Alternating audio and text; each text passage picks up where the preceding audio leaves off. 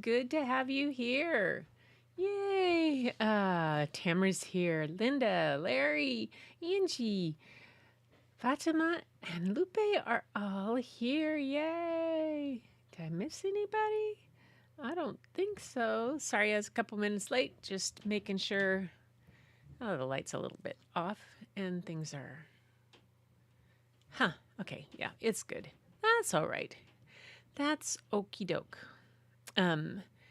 Good to be here, everybody. I am happy that you made it for our Sunday shenanigans of story time, and we were just been one of those good kind of relaxing days. Although it is kind of getting a little crazy here.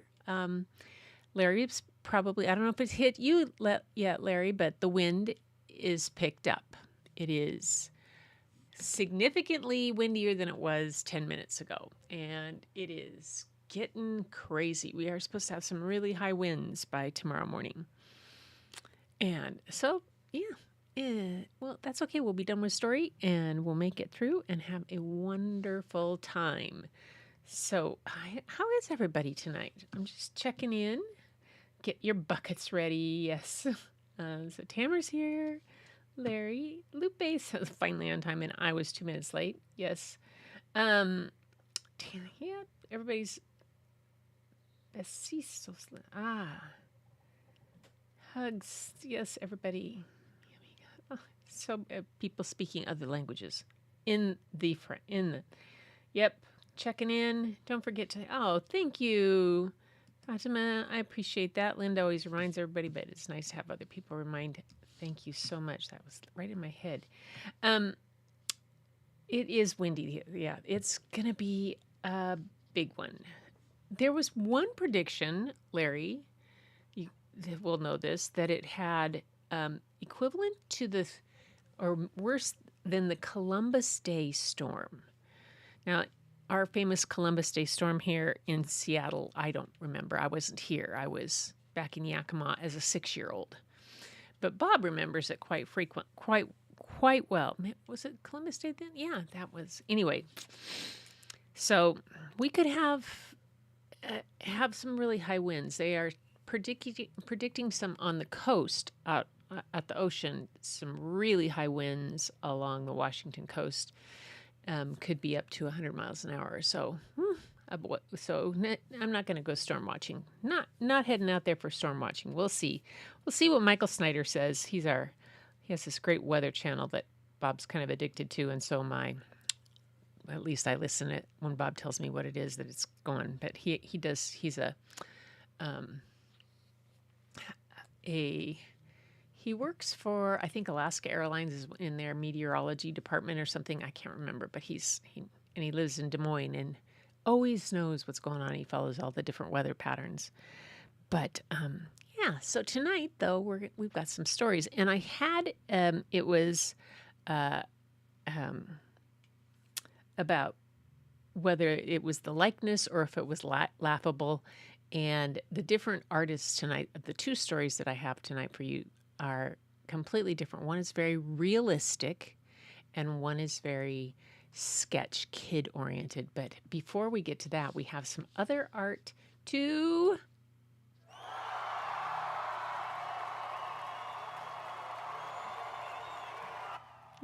we're going to start with Larry. He sent in a couple of watercolors. This is Wyoming's Green River. So Larry, tell me where the Green River is in Wyoming, because I went to a county park that was outside of Douglas. I think it was about 8 miles outside of Douglas. And I got one of my very favorite pictures ever done there. And it was when I went to Wyoming, because that's where my great grandmother came from Ireland and homesteaded in Douglas, Wyoming. She came as an 18-year-old girl and started her own homestead as an 18-year-old girl from Ireland by herself. And that's where she was. What happened? What just happened? Why did that happen? Oh, and So that was kind of was when we went down to look up the heritage of where she'd done, and that's where she met my great grandfather, and they ended up coming from there to Yakima. But this is beautiful. This is really, really pretty. There's some areas in Wyoming that are so gorgeous, absolutely so gorgeous. So, what part of Wyoming, Larry, is the Green River in? If you will let us know in the chat, I would appreciate it. But really, really like this one. And then his next one, let's see if I have it. I do have it. The next one, I have to move his. He says he remembers this view through little holes where I was hiding playing hide and seek. Am I aging myself? Off of Highway 80. Okay. All right. Yeah. That's kind of where we were. Okay. This is really, so this is when you were playing hide and seek, had a spot. Is that a shoelace? And other things. I love this. This is so imaginative. Southwest. Oh, Southwest. Okay. I was in the Southeast. So Southwest. Haven't been there, that area down there. This is very cool because those kind of look like shoelaces to me. And you were hiding behind all kinds of things out taking. I love the reflection that you got there, and the way, the color, the light, and everything. And then in the background, in the upper right hand corner there, it's like the front piece is reflected back, or there's something else. It's just so wonderful. Yeah, it is. Oh, or electrical wire. TV tubes. Oh, hiding behind the TV tubes. My goodness. How cool is that? Playing hide and seek and you're hiding behind the TV. That is so fun. Such a good job. Yay.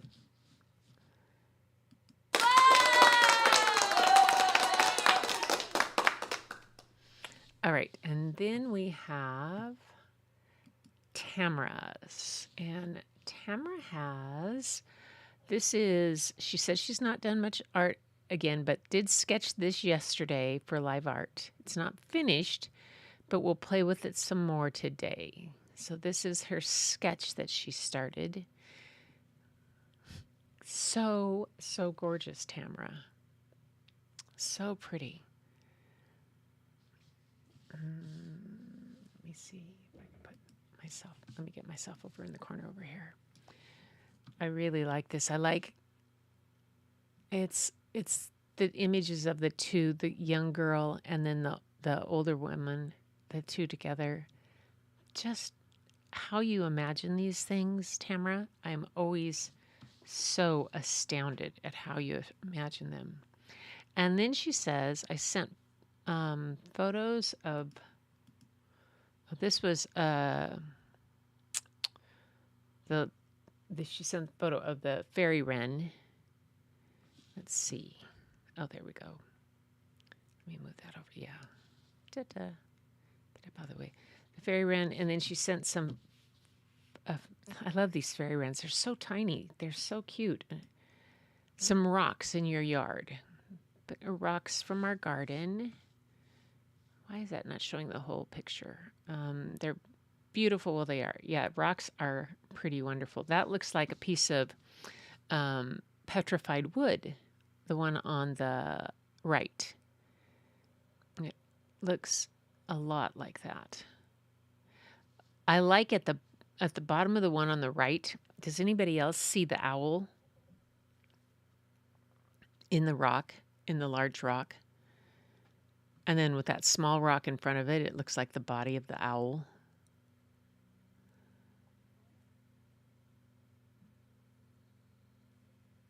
Yeah. And then just everything with them. They're so pretty. Let's see, what's next? And then she had this one. Oh, here, let me get this. let me do this. Make this smaller so I can make the picture bigger. And then she said the other one, our photos are, once again, early morning shots that I just love doing. I can get in so much depth and light. Plus, it's my favorite part of the day. The birds are full and active and noisy. And then this was sunshine.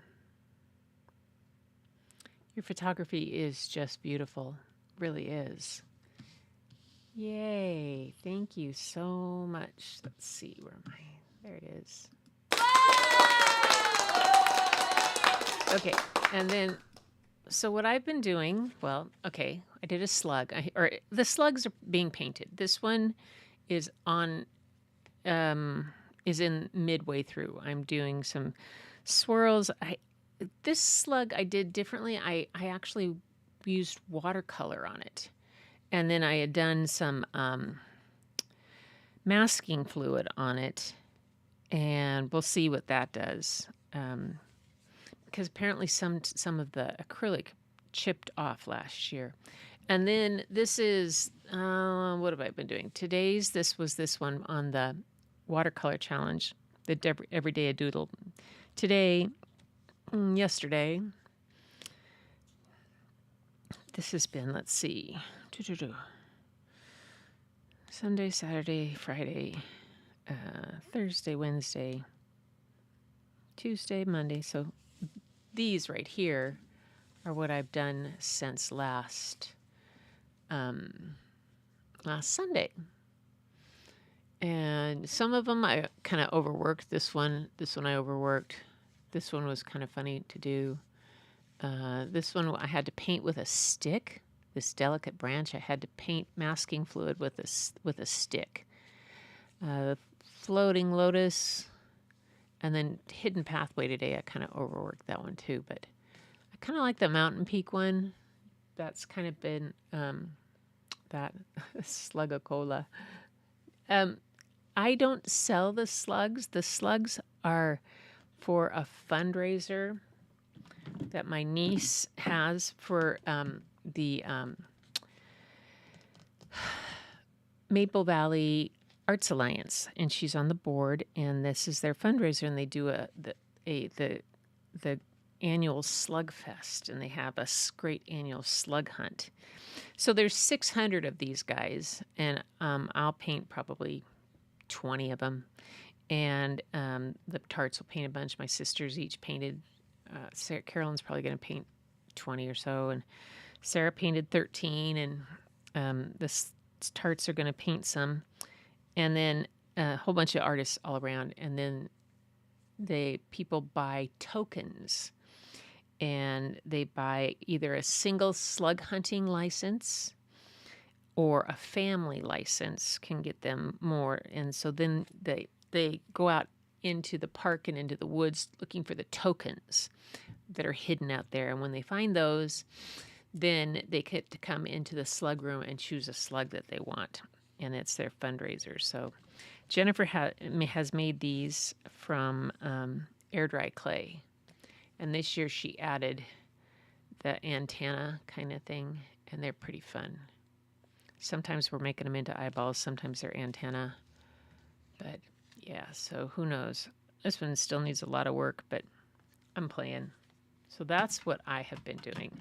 Mainly slugs and stuff. And I got some... and I've been planning out kind of what to do for some slugs. Like I'm going to do a ducks in a row on the slugs. So little ducks in a row. And then I was doing some Zen doodle kind of things and playing around because I've just been fiddling. So that's all the art that I've been doing. So yay.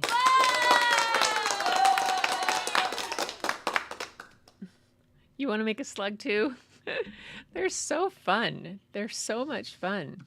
Last year I painted a bunch of them. Hold it. Let's see. That's not what I want to do. I want to do this. I painted a bunch, and the tarts did too. And it was a great fundraiser that they had. Real fun time. So it'll be a good time. We have to have them done by the end of March so that they can cure and Jen can get them all ready. But yeah. Anyway, let's see. I love the slugs. Yeah, Slugfest, and it's hilarious. Um,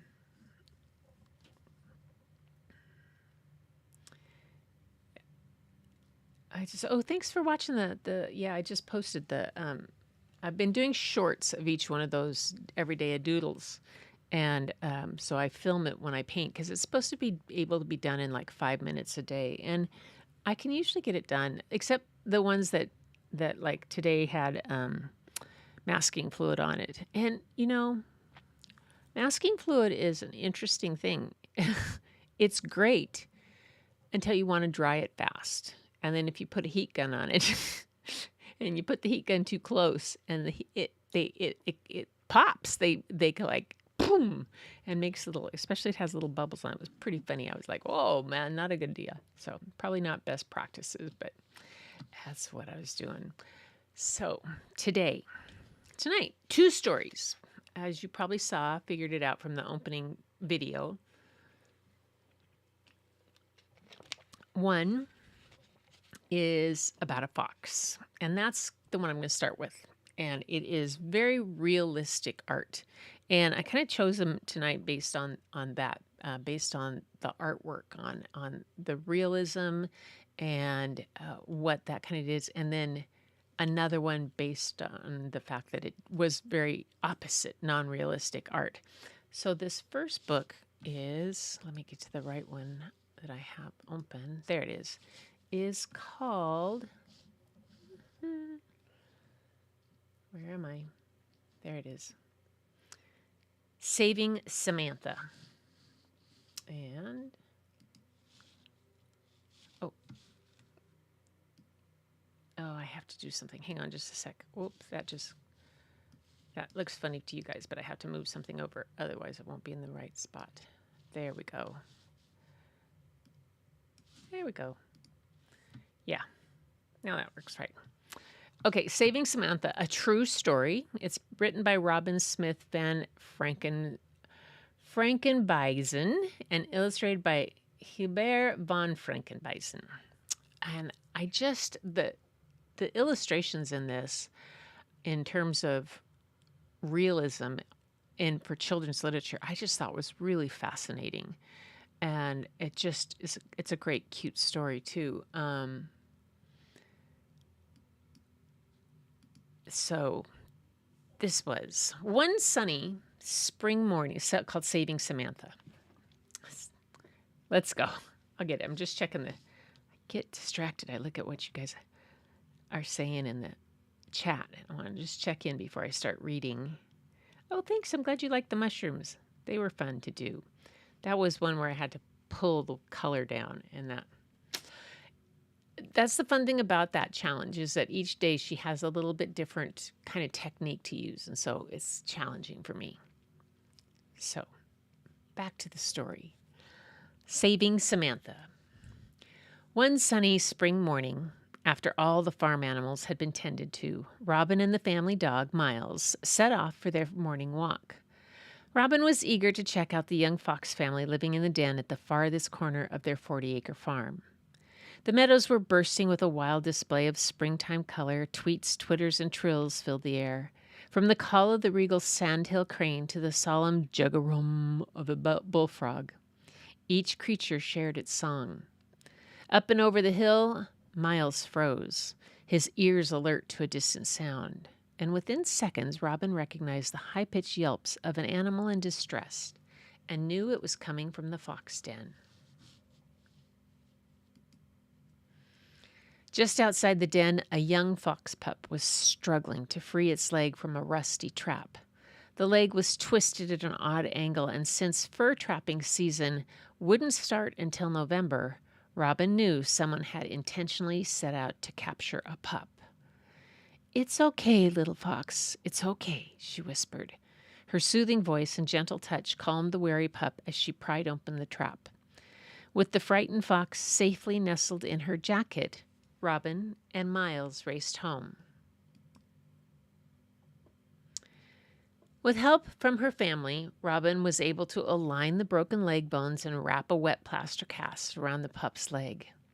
Samantha, as the family came to call the young vixen, spent her first week healing in a small cage in the kitchen. May 4th. I decided to start a fox journal to keep track of our young friend. Samantha looks pretty pitiful and quite unhappy about the clumsy cast. She clunks around her small cage, searching for a way to escape. Miles sleeps next to the cage, and that seems to comfort the pup.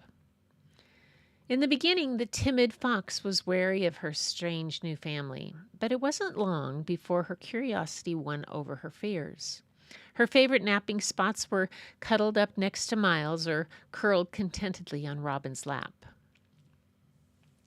May 14th. Sam's getting around pretty well now, so I've decided to block off the kitchen and leave her cage door open, giving her free run of the kitchen. She pokes her nose in every corner, finding dust balls and other treasures. Miles follows patiently, like a mother protecting her child.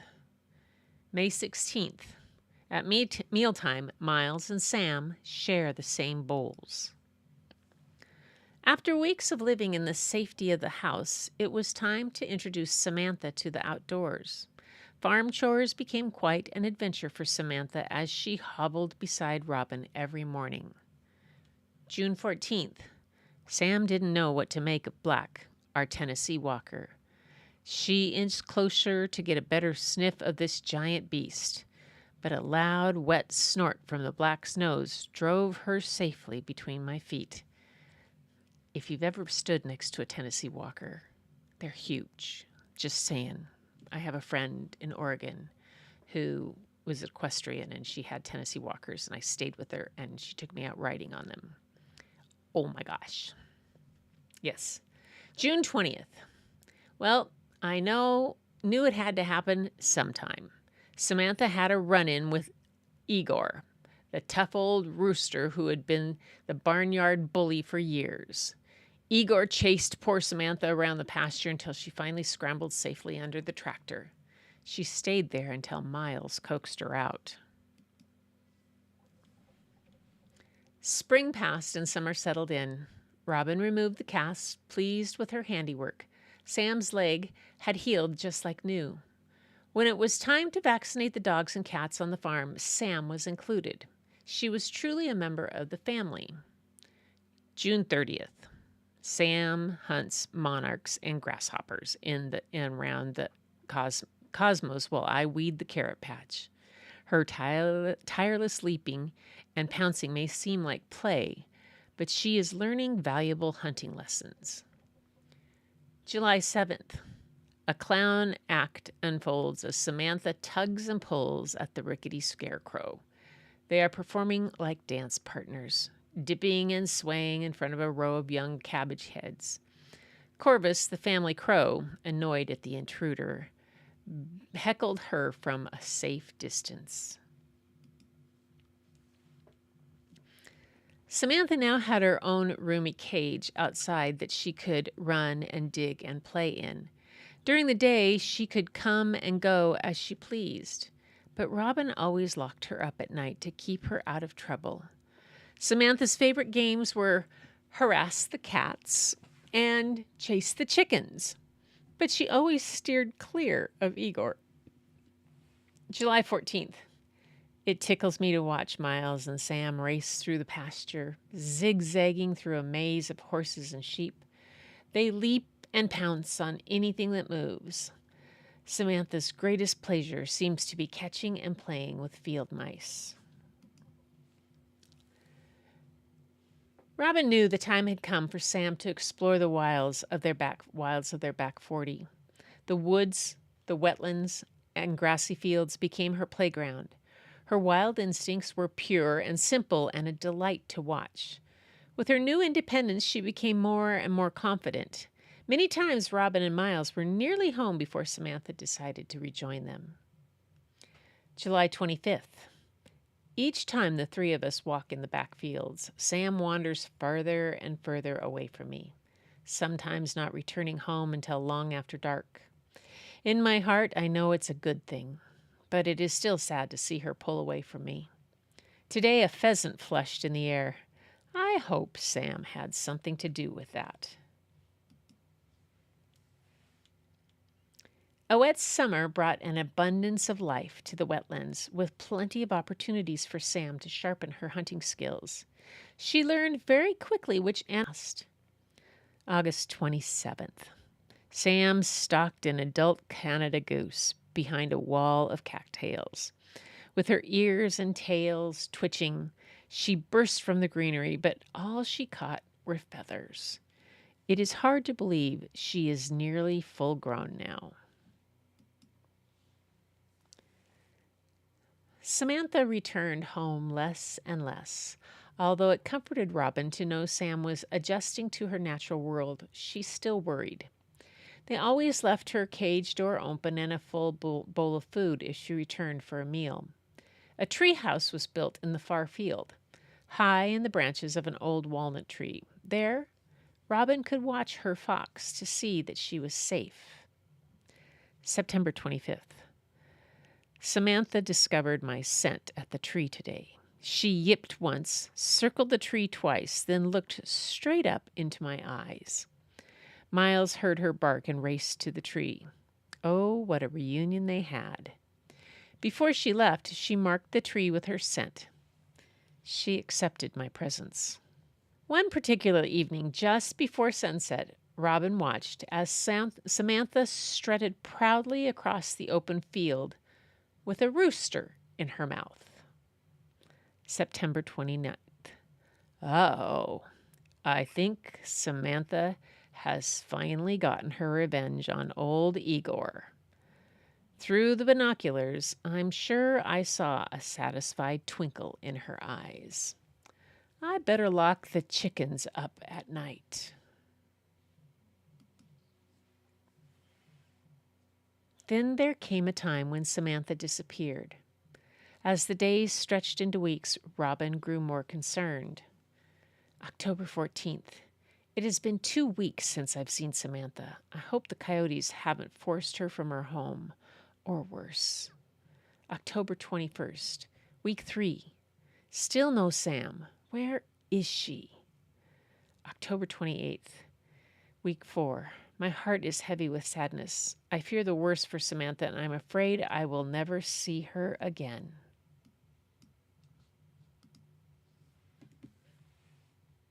November 5th. Hooray! I spotted my fox curled up like a furry red ball in the fresh snow. I'm so happy. All is well. Seeing Sam wrapped in a warm winter coat and fattened by summer and fall's bounty, Robin's worries eased. With a sharp eye out for an easy meal, Corvus the crow often spied Sam burying her food and helped himself to a tasty snack. November 17th. Sam almost had crow pie for dinner today after she discovered Corvus raiding her food caches. She has become quite a skillful hunter. Samantha's final passage back to the wild began in December. For the red fox, it is time for courtship dance and family beginnings. Robin caught fleeting glimpses of another fox marking his territory. Her patience was rewarded when she finally spied the pair together. This is one of my favorite pictures.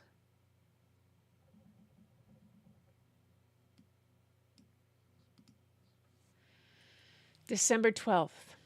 This morning I followed 2 sets of fox tracks, side by side in the snow. For the last 2 weeks, Sam and her mate have become inseparable. To everyone's delight, the pair began digging a den. From the treehouse, Robin marveled at the shower of sand flying through the air as the determined foxes dug many entrances and tunnels.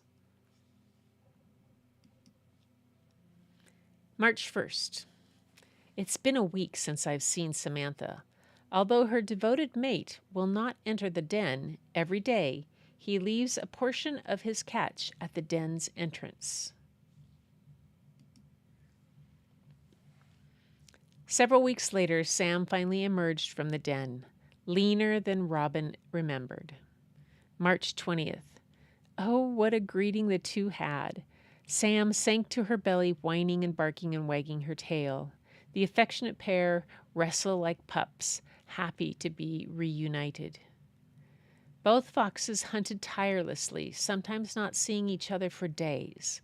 They took a small share for themselves, but most of it was carried out of sight into the den. April 24th. What a great morning. I was just about to leave when Sam arrived at the den with a rabbit.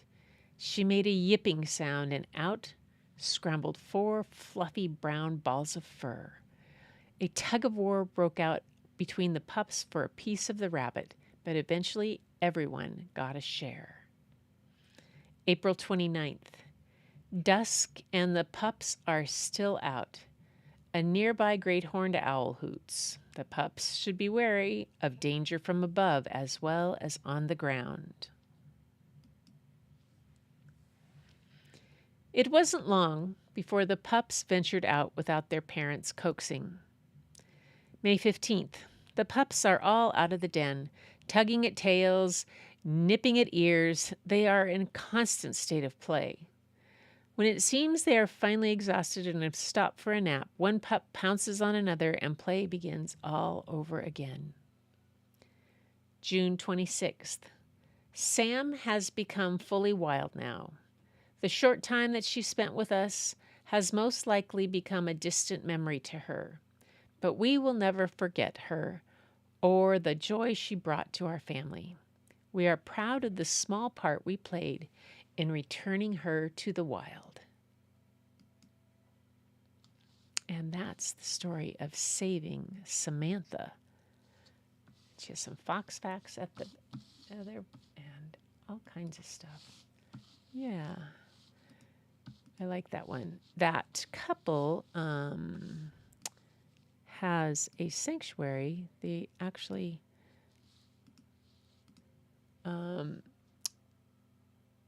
they have a mess, and their ultimate goal in caring for injured wildlife is to rehabilitate and release them back into the wild. We do this under strict state and federal regulations. They have nature journaling is an enjoyable part of their daily lives on the Hazel Ridge Farm. Our 40-acre farm has 5 miles of trails and weaves through the wetlands, woodlands, and open fields. So that's what they do. As she says, saving Samantha could never have been written without our journals. The journal entries in this book are actual observations on Samantha's return to the wild. I think that's cool. Yay. Okay, that's that one. There we go. There's the other one. So, yeah, it was a beautiful book. Wonderful story. The couple has a sanctuary, or at least a rehabilitation. They work at doing that. And then they have another book that they did called Adopted by an Owl. That was their first book. But this next book, completely different kind of art. I chose it because it's by Nora Morrison and Jessie Ann Foley, and it's illustrated by Mika Song. But the illustrations are completely different. They're not realistic. They're very childlike sketch kind of things and stuff, but it fits really well with the story. But I love the fact that I wanted to have the two different things tonight to show that such the differences that you can have in the kind of stories that you have and kind of illustrations, and that both work. Yeah. Oh, yeah, it is relaxing. It is. I agree, Fatima. It was a very relaxing story. Very relaxing. It was a good one that she did write it in such a way that made it, you just kind of, and that addition of the journal entries was really nice to have. So this next book, though, is called Agatha May and the Anglerfish. So that's why I had the angler fishes that I did. This book just is too cute. And the illustration's so different. But it's a very different book, and it's not a journal it's written in rhyme. So here we go with Agatha May and the anglerfish. Yes. And I love the end papers, how they what they look like. All kids' interpretations of an anglerfish.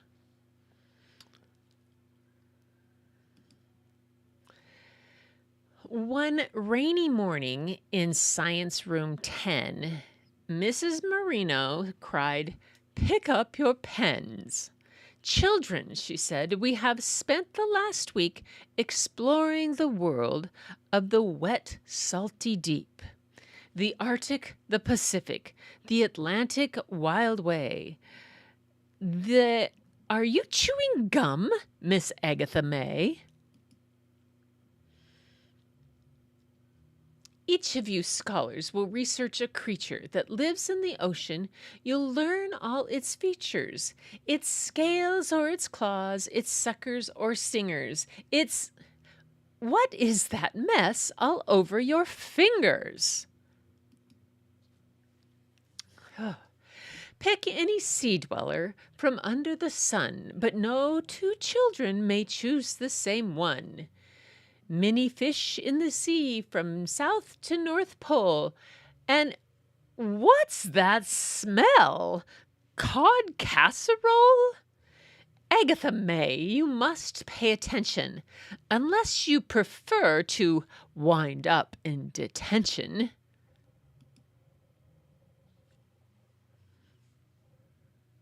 Rule number 1 of the vertebrate phylum is don't dare interrupt me when I am dining. Now, my dear girls, without further delay, we shall choose our creatures the following way. With the most merit points, Mary Lou gets first choice, followed by Jen and Amaya and Joyce. Next comes Lavinia, Leandra, and Lee, then Tina and Gina and Courtney McGee. As Agatha listened, the tears gathered fast. She had no merit points. Her turn would be last. She was tardy and dreamy. Her interests were odd. Her fingers were charcoaled. Her breath smelled like cod. Another girl surely would steal her choice first. Oh, Mrs. Marino was simply the worst. So she sat in sad silence while girls picked their topics. Crustaceans, cetaceans from Arctics to tropics. The narwhal was chosen, the walrus and whale, anemones, manatees, sharks of all tails. The Socotran snakelet from the waters of Yemen, the Dungeness crab that tastes so good with lemon. Next went the dolphin with all of its charms, and lastly, the octopus with all of its arms. But then something happened, something wondrous and strange.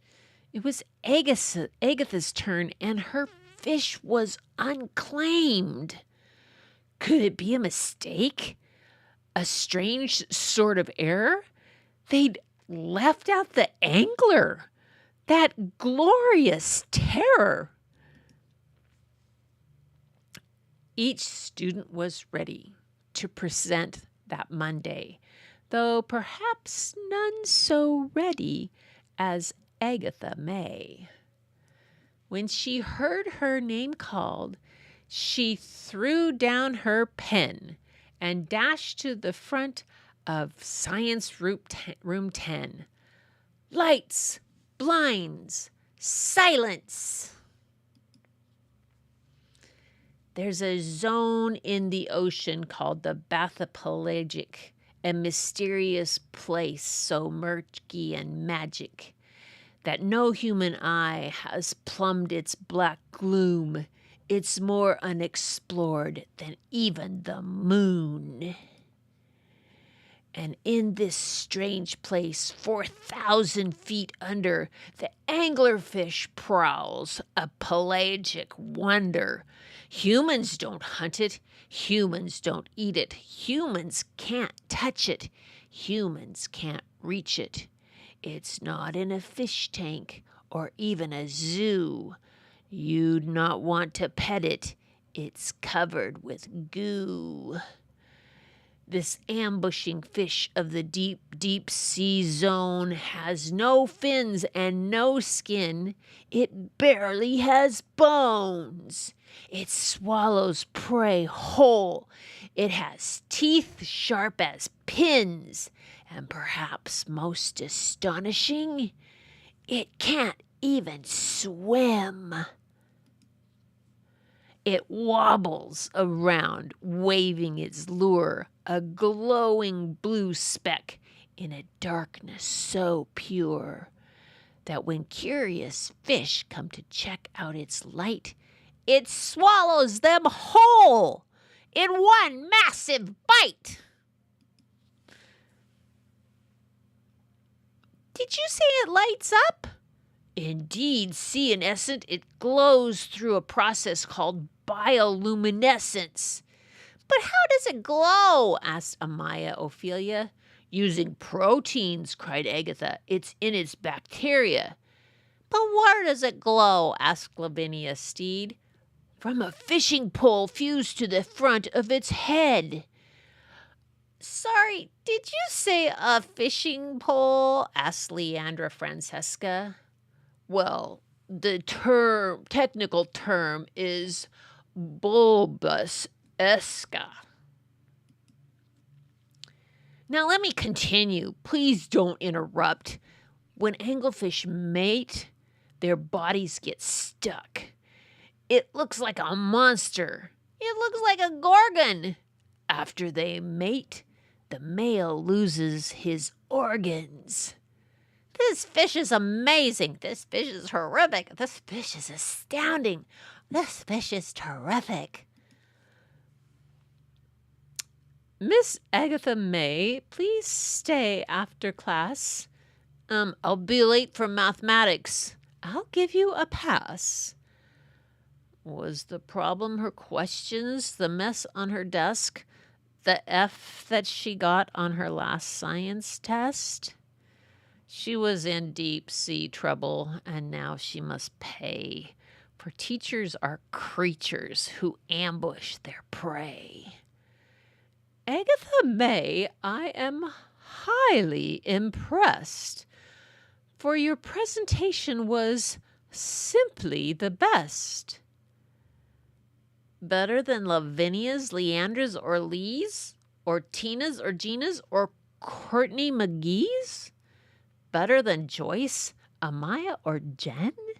Better than Mary Lou, queen of room 10? Your desk is a mess, and your cubby's a fright, but your mind is a treasure. It pulsates with light.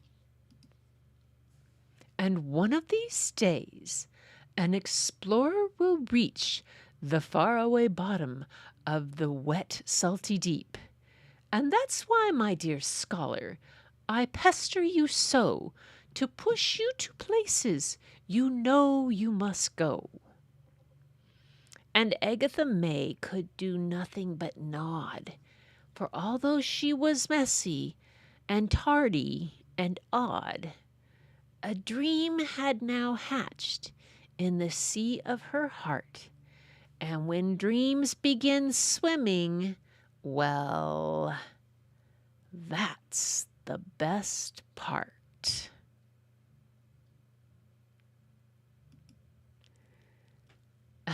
There is Agatha May's Anglerfish Files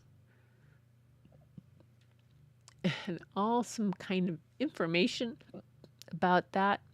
This would be a great book. I have to get this one for Rook, for my granddaughter Rook. She is quite this little science artist and science girl, and she would love this.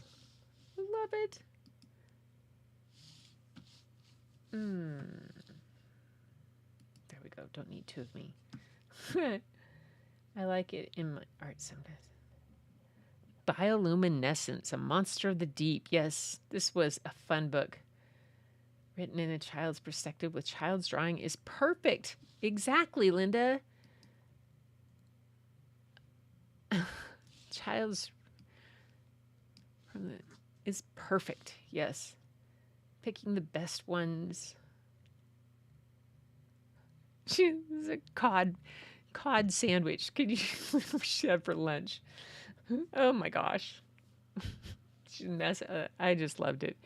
Anyway, yep, it was a good one. A good one.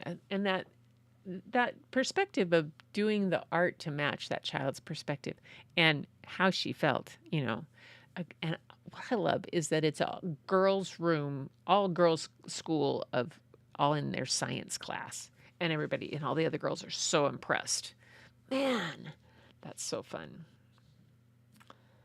Yes. And you know what? I always said, Fatima, it says messiness can be a sign of creativity. Glad the teachers finally recognized her. I always had a thing, if they come home too clean, they must not have had any fun. And I had a sign on my desk at school, and I had a stamp that I could put. Said, "Creative minds are seldom tidy." Was what I had a stamp on it whenever I would look at my desk, and like I could look at it right now because it's a mess right now. This desk, if you guys could see, there is. Because it got really cold out in the outside studio, so I brought some stuff in. So there's like paint on around when it should be nice, cleared up of all that stuff, but there's slugs and paint and sketchbooks and all kinds of things. And oh my gosh, paintbrush. And there's my notebooks, and it's a mess. But that's the creative mind. Yes. Yep. It is that fun. I am messy. More right brain, the messier. I had that argument with a friend of mine all the time about this. Anyway, you guys, so those are my two stories for tonight. I had what was it? Hold it. There was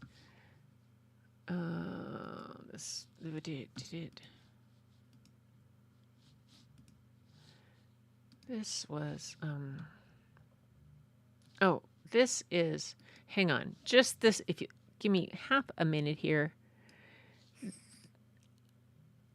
This one is not, it is like a 2-minute story, and I didn't know I can add it on to the end here. I'm just going to do this one. We're going to go back. This is another book called I Don't Draw, I Color. And just because it goes with this. All right. I Don't Draw. It's by Adam Lurput and illustrated by Felicita Sala. And I thought this was, I wondered where I was going to fit this in, but I'm going to do it. I don't draw, I color. And then another one about the child's perspective of art. Some people are really good at drawing,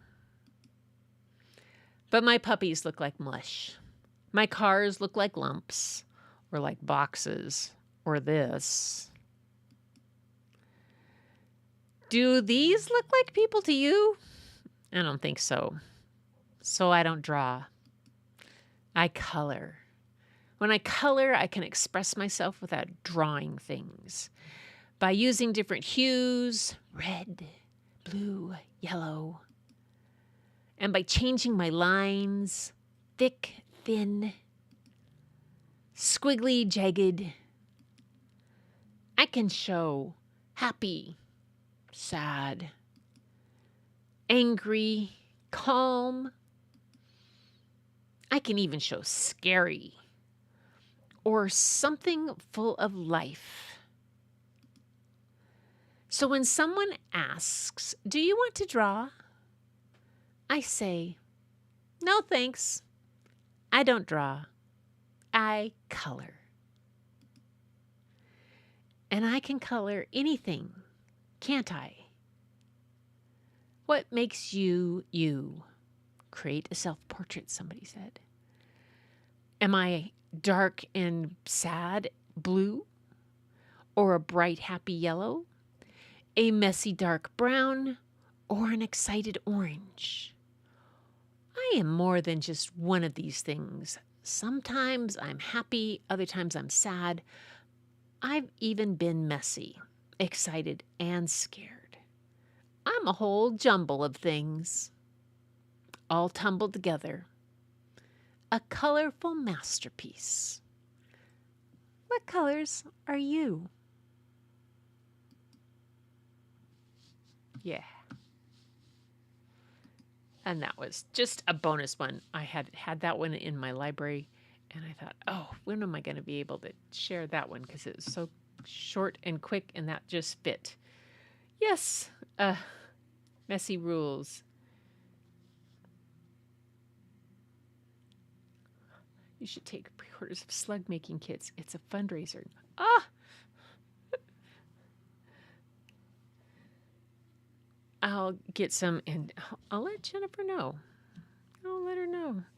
Anyway, you guys, that is it for tonight for story and art. We don't need to have two of me up there.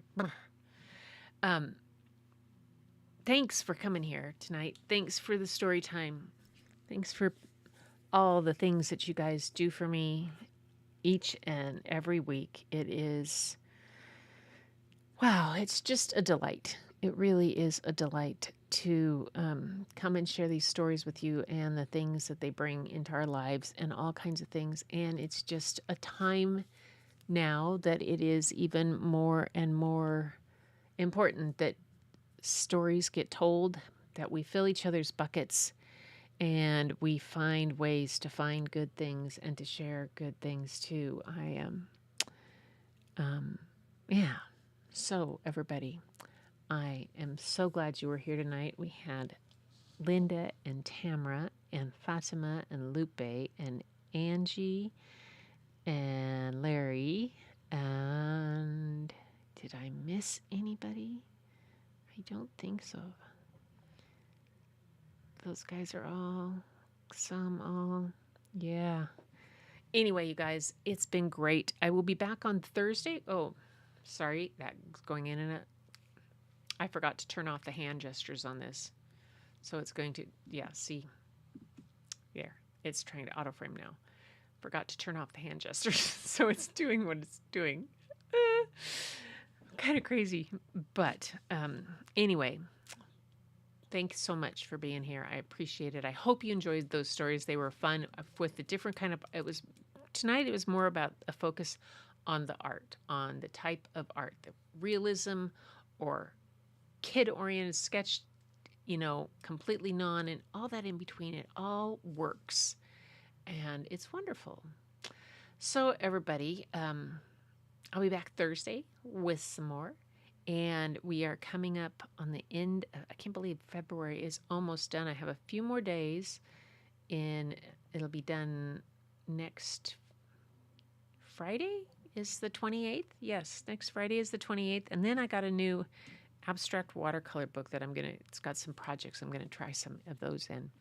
But everybody, I will be back Thursday with more story and art. But thanks so much for being here, and have a great week. Fill someone's bucket. But until next time, keep looking for the beauty hidden in plain sight. It's all around you. But the first place you'll find it is when you go look in your mirror. And I'll see you Thursday.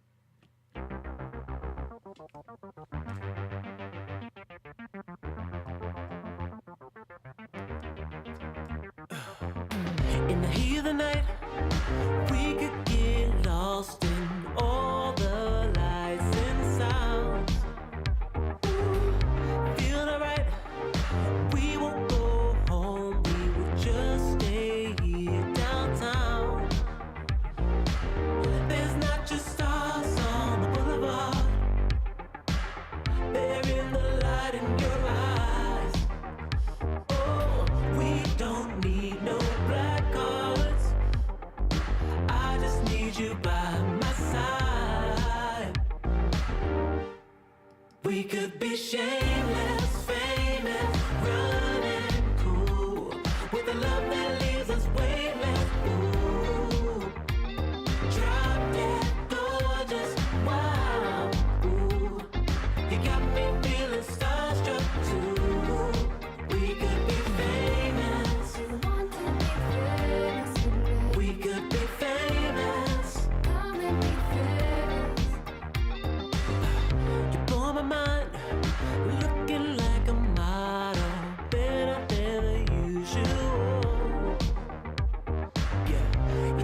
try.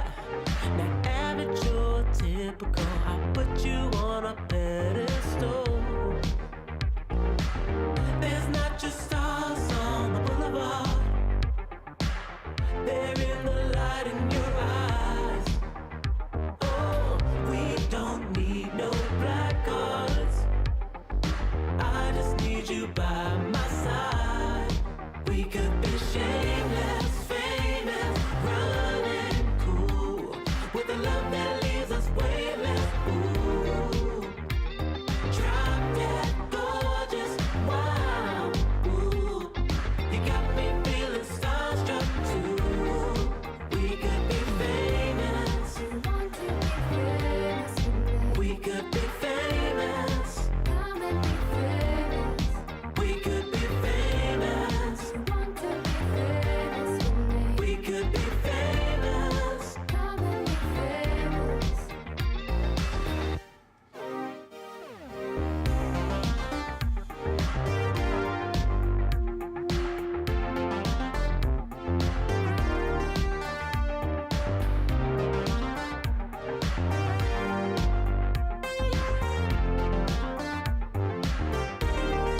We could be shameless, famous, running cool, with a love that